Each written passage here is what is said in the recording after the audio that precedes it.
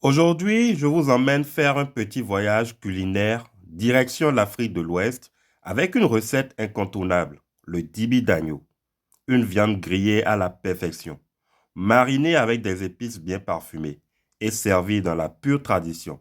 C'est simple, savoureux et surtout plein de caractère. Bienvenue sur ma chaîne Cuisinons Ensemble. Si vous aimez ce genre de recettes, pensez à vous abonner pour ne rien rater des prochaines vidéos. Allez, sans trop tarder, on passe aux choses sérieuses.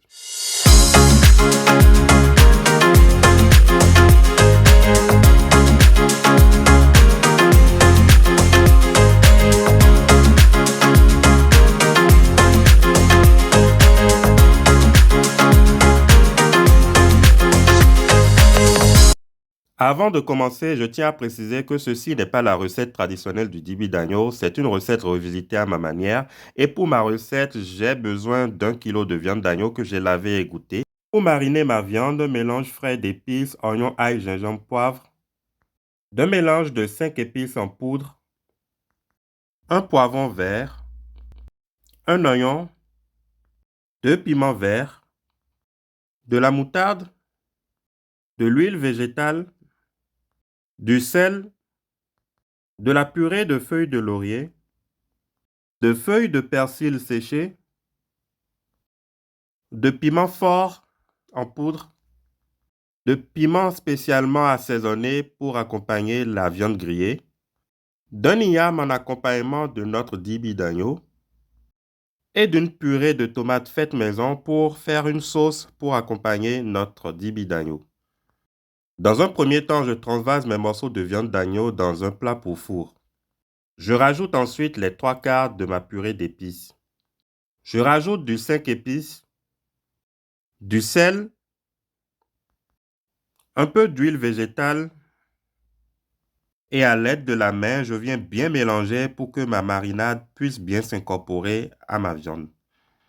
Dès que je finis de mélanger, je laisse reposer pendant au moins 1 heure. L'idéal serait de faire mariner sa viande depuis la veille pour avoir un meilleur goût. Je lance ensuite le préchauffage de mon four à 200 degrés à chaleur tournante. Et dès que c'est chaud, je viens déposer mon plat avec mes viandes à l'intérieur. Pendant que ma viande cuit au four, j'ai épluché mon igname, j'ai découpé en petits dés rincés et j'ai mis dans une petite casserole. Je rajoute de l'eau pour la cuisson ainsi que un peu de sel. J'allume ensuite mon feu. L'idée ici, c'est de faire frémir pendant pas plus de 5 minutes le contenu de ma casserole. Profite de cette fenêtre pour venir m'occuper des légumes dont j'ai découpé mon oignon, mon poivron et mes 2 piments. Je viens ensuite chauffer ma purée de tomates jusqu'à évaporation de l'eau et puis je rajoute de l'huile végétale. Dès que ma tomate commence à frire, je viens rajouter du piment fort à ma convenance. Je rajoute du sel et je mélange. Et donc, ma petite sauce pimentée est prête. J'arrête la cuisson de mes morceaux d'igname dès qu'ils commencent à frémir. Et je viens les égoutter à l'aide de ma passoire. Je les transvase ensuite dans mon saladier et je rajoute de l'huile. Je rajoute des feuilles de persil. Et ensuite, je mélange bien. Je transvase mes ignames dans mon air fryer. Et puis, je lance la friture à 180 degrés pendant une quinzaine de minutes. Par moment, je viens remuer mes ignames afin que la cuisson soit bien homogène. Après 40 minutes de cuisson, je retire mes morceaux d'agneau du four. Je transvase mes morceaux dans un saladier. Je verse le reste de ma purée d'épices. Je verse également ma purée de feuilles de laurier. Je verse également l'équivalent d'une cuillère à café de moutarde. J'ajoute ensuite les morceaux d'oignon, de piment et de poivron. Je rajoute un peu le jus de cuisson de ma viande. J'ajoute un peu d'huile.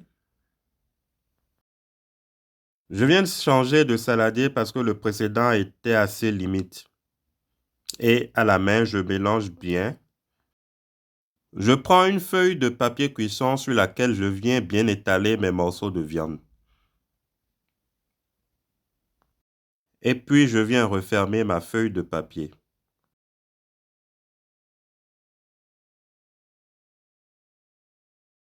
Je préchauffe à nouveau mon four, mais cette fois-ci à 180 degrés. Et je viens ensuite déposer sur mon grill mes emballages de viande.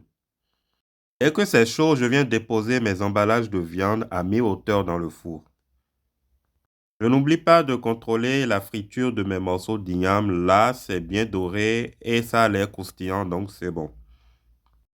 Si vous êtes un habitué de cette chaîne, vous connaissez déjà cette étape très importante à ne pas manquer. Se servir un petit coup de rouge. À votre santé. Après une trentaine de minutes de cuisson, je retire mes emballages du four et puis je découvre mes morceaux de viande.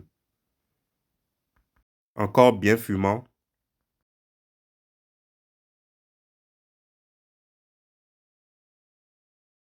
Et voilà, notre délicieux dibi d'agneau est prêt.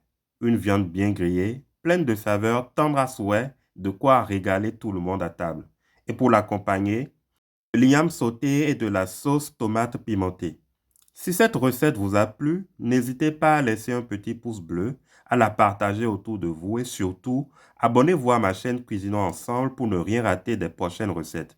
Merci d'avoir cuisiné avec moi et je vous dis à très bientôt pour une nouvelle explosion de saveurs. Bon appétit!